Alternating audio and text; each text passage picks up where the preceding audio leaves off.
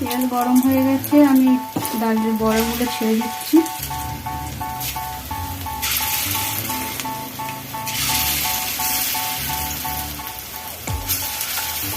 এক পিঠ ভাজা হয়ে গেলে অপর পিঠটা উল্টে নিতে হবে।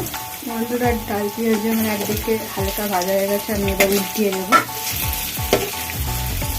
একভাবে ভাজলে হবে না, তাহলে পুড়ে যেতে পারে, একটু উল্টে পাল্টে বেঁচে বেঁচে ভাজতে হবে।